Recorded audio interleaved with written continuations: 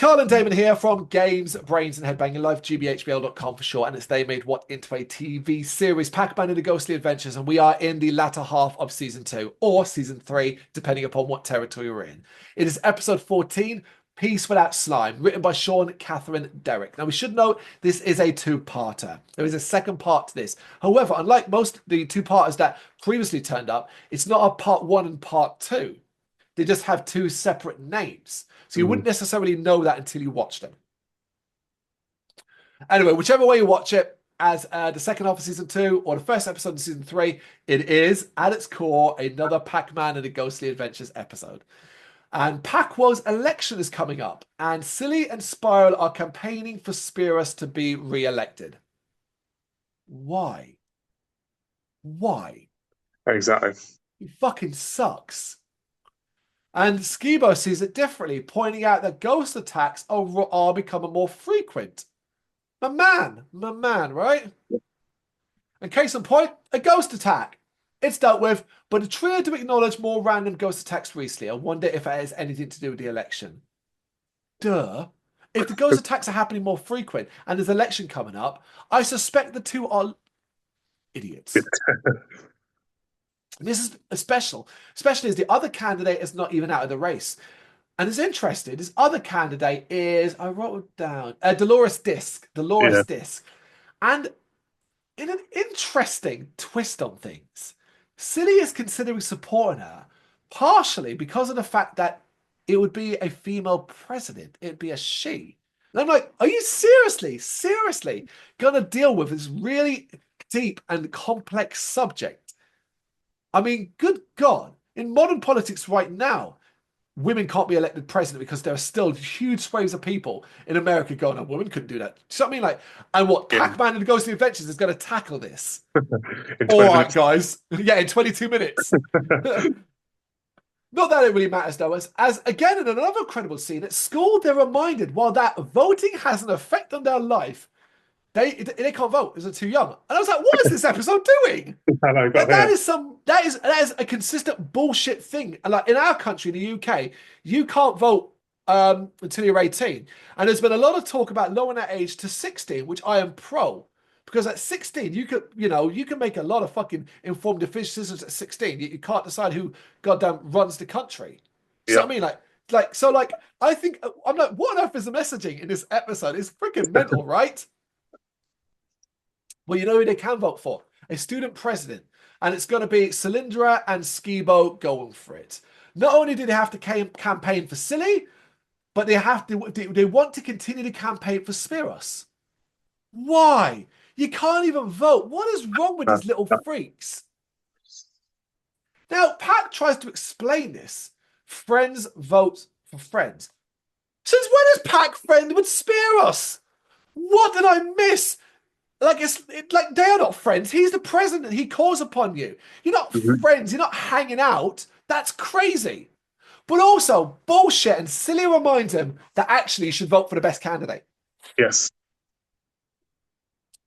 Anyway, speaking of who, Spearos is arrogantly dancing in his room, believing he's won. Now I am now convinced, right, that the writer for this episode, Sean, Catherine, Derek, hates this character because she writes him in a way where you just want him to lose, and he deserves to lose. Because basically he's super happy because Dolores Disk, the other candidate, has dropped out because she's basically been intimidated by ghosts.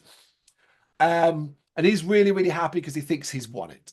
However, there's a new candidate that can catch Spearos, and this candidate is promising to end the war between the worlds. The Ghost Gang arrive and inform Pac and company about this particular candidate, who's called Obtuse. And we get reminded of how he interfered in the past. So he was in a previous episode. I'd forgotten this. But in the episode, Silly does it as a memory. When Skibo becomes the superhero, he's encouraged by Obtuse, who's like an underworld figure whispering in people's ears. And that's who Obtuse is. Because of that, we all know it's a Brrraains plan. Because of course it is. Brrraains is planning to use Obtuse as a puppet candidate. Because of course, should Obtuse win, it means the winner, Obtuse, gets access to the Tree of Life and the repository. Cersei will have to give them over as they are the president. And then, that would give Brrraains access to it. Yep. Okay, fine. I don't mind the plan. That makes sense. We do get some fun stuff as the baddies run slam ads that make Spiros look like a fool. And then we see him chowing down gift cakes before heading off for debate. Who else has a debate? Skibo and Silly. With the former hiring some bullies to cheer him and boo Silly. But luckily, Silly has her own champion on her side. It's her debate manager, her campaign manager, a girl called Sherry, who's really, really good and helping Silly out in ways that Silly didn't even expect. You can already see where this is going. Yeah. Pac and Spiral are asked to come to Spiros' debate and help make the president look good. I'm telling you, she writes this character like he's a piece of shit. Yeah, definitely. But they can't do much because he's farting away. The cakes he's eaten were laced with cheese, and now he's embarrassing himself on stage. Oh. And what's funny as well was because those cakes he chowed down because Pac wanted to eat them as well, and he just ate them all greedily. So, oh, poor Spiros. I want this to be the end of the character. I just know it won't be. Nah. Silly is having a rough time with Skibo's insults and wants to react, but Sherry keeps him in check. At the actual presidential debate, Ghosts now attack. But interestingly, I thought, well, they're not really attacking, they're floating around. In fact, there's a scene where one of them high-fives Spiros. And Pac and the rest get into it. It's fight time. But Obtuse calls for peace and reveals that the Ghosts never wanted this war. It's all because of Spiros' foreign policy. Don't believe him? Here is Brrraains, here now waving the white flag. He lays it on thick, sadly claiming that Spiros hates him and uses Pac to attack the Ghosts. It's fucking brilliant. It's brilliant. Yeah. It's so reverse psychology to say, but it's brilliant. Yeah. But it also makes sense because, as Obtuse says, how can there ever be peace when there's a sibling rivalry? By having Spiros as a president, he will always be in a rivalry with his brother, the head of the Netherworld. That's a good point. And Brrraains simply says, yeah, if he's not president, we will have peace if Obtuse wins. And as to make his point, they just leave quietly. I'm like, this is some clever shit. Like, and the thing is, you can be like, well, why don't people remember the war and all that time? Look at our own world. Look at your own world and how politics is and how time makes you forget the shit that has gone on. It does. Particularly when your current leader seems to be failing or the current party appears to be failing and stuff like that. Someone comes along and promises change, particularly in war scenarios and things like that, you got to vote for them.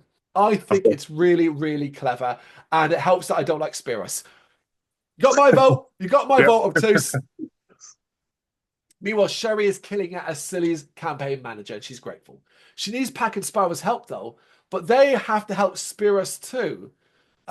And I don't understand why fucking Pac and Spiral are so like they're acting like they're best buddies with Spiros, and it just makes them come across really weird. And you know what makes them come across like arse lickers. Yeah.